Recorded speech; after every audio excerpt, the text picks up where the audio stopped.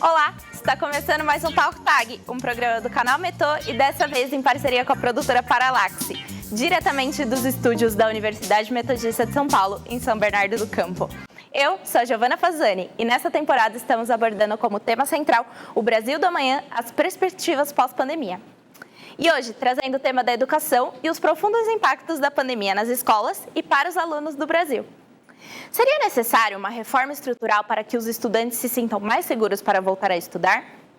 No contexto atual, nos vemos obrigados a parar e refletir sobre o impacto dessa pandemia, olhando para o ensino brasileiro, tratando das escolas públicas e das pessoas que encontram dificuldade e falta de estrutura para o aprendizado.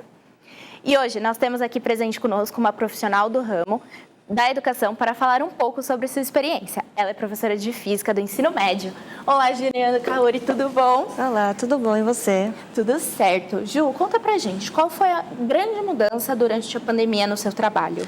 Bom, durante a pandemia, devido infelizmente ao Covid-19, foi necessário esse distanciamento social. Então, as aulas passaram para o regime online, então na escola não tivemos mais presença de alunos e professores.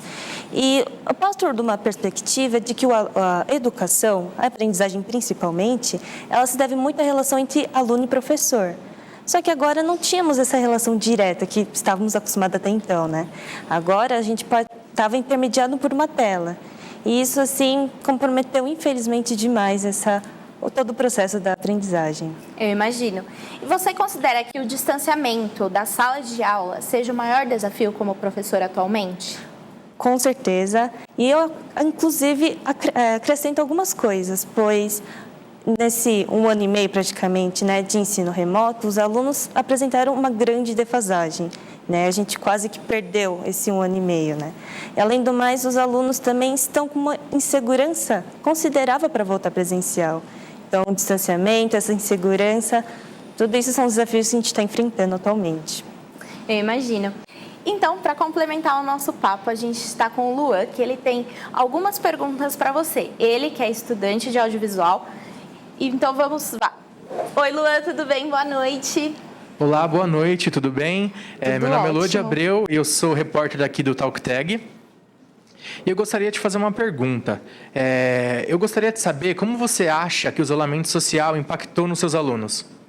Bom, em especial meus alunos estão do ensino médio, então tem uma idade mais ou menos entre 14 e 18 anos. É aquela idade em que a gente está criando as relações sociais. Então, como a pandemia impediu essas relações sociais e, os alunos só ficaram nas redes sociais, que é um ambiente um tanto hostil, então acho que o desenvolvimento pessoal dos alunos, isso foi infelizmente muito comprometido. Muito interessante isso, Gustavo. Você gostaria de fazer mais alguma pergunta? Sim, gostaria. E agora, com a volta das aulas presenciais, quais foram as principais medidas tomadas pela escola que você trabalha atualmente? Bom, além de todos os protocolos sanitários, álcool e gel, distanciamento e máscaras principalmente, a nossa escola está desenvolvendo um acolhimento.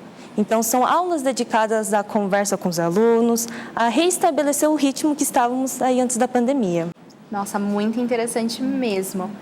E, Luan, muito obrigada pela sua participação com a gente hoje, viu? Obrigado a vocês. Boa noite. E agora, vamos para um breve intervalo e voltamos no próximo bloco, ainda com a Ju e também mais um convidado especial para falar mais sobre a educação nesse momento de pandemia. Até já!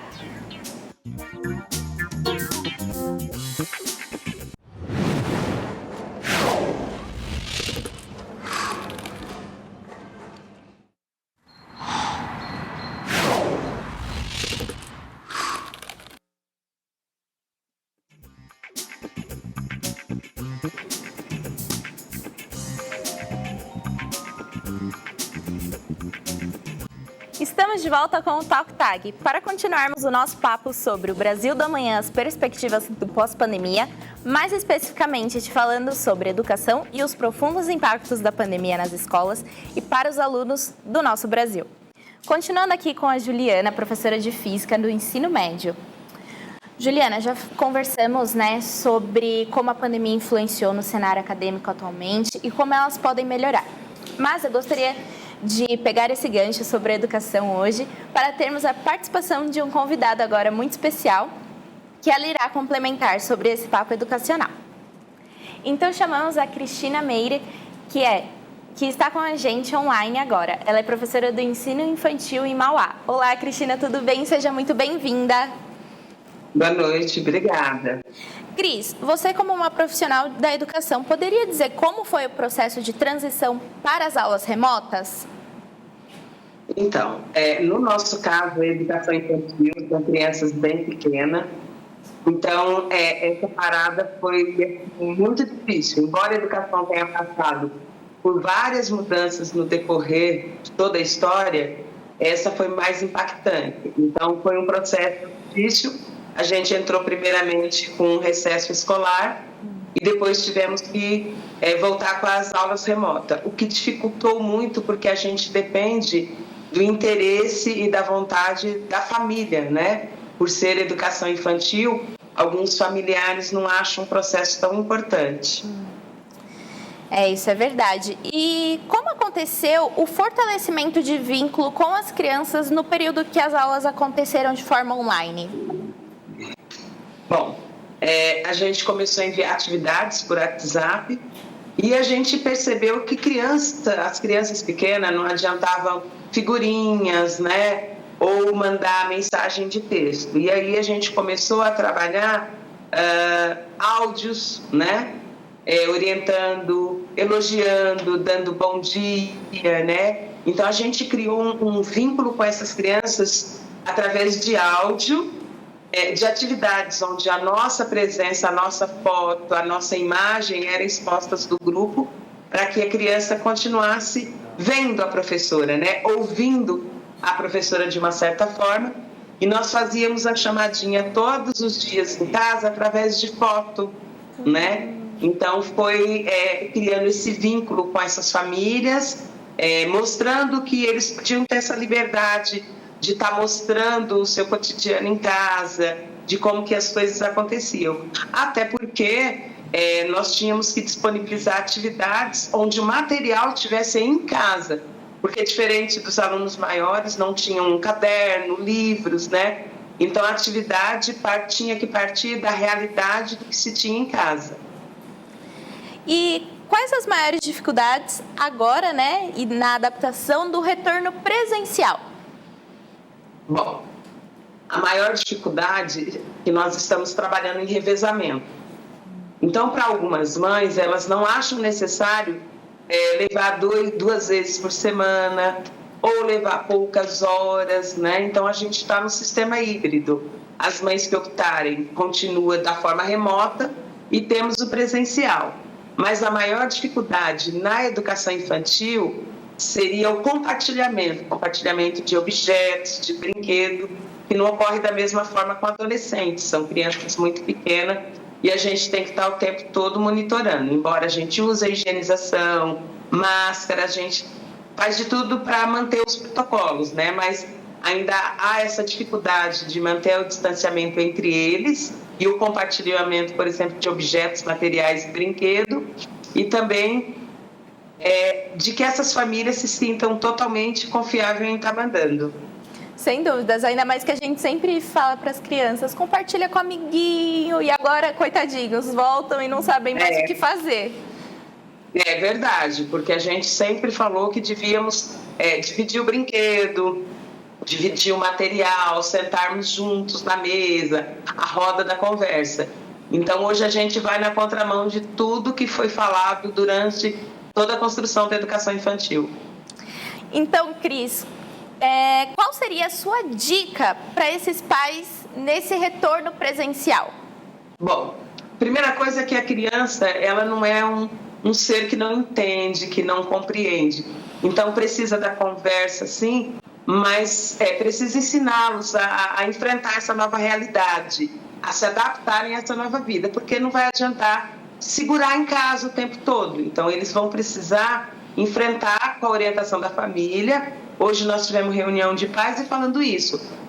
Vai ter que ser uma união entre a família e a escola para que essas crianças se adaptem à nova realidade. Só que os pais vão ter que aprender a confiar nos profissionais que tem na escola, aprender a confiar e dar credibilidade para o trabalho que nós estamos realizando.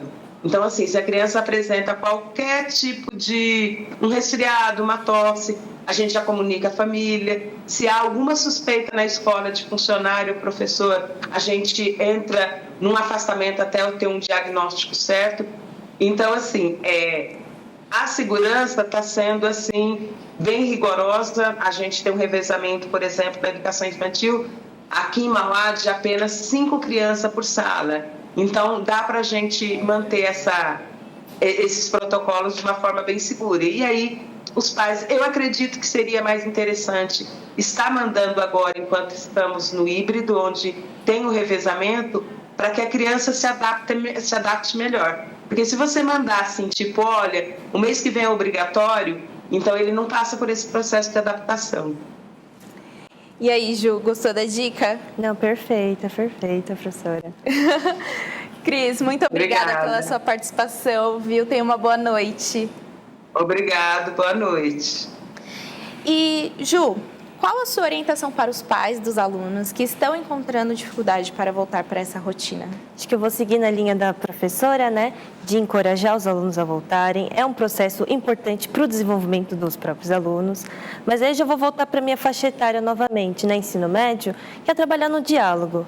Porque se para os adultos já foi muito complexo, muito complicado, né, passar por toda essa pandemia, imagina para o adolescente. Então, acho que o diálogo, mostrar disposto, né, a ajudar o aluno a entender tudo que está passando, acho que é o melhor caminho para a gente seguir. E coloca complicado nisso, viu? Ju, agora a gente, para finalizar o nosso papo, gostaria de te agradecer pela presença, por ter topado esse bate-papo aqui rapidinho. Ficamos por aqui com mais uma edição do Talk Tag, falando nessa temporada sobre o Brasil da Manhã, perspectivas pós-pandemia. Muito obrigada a todos pela participação, um agradecimento especial ao canal Metô e à produtora Paralaxe Filmes da Universidade Metodista de São Paulo. E não se esqueça de se inscrever no canal Metô em nossas redes sociais e até o próximo Talk Tag aqui no canal Metô.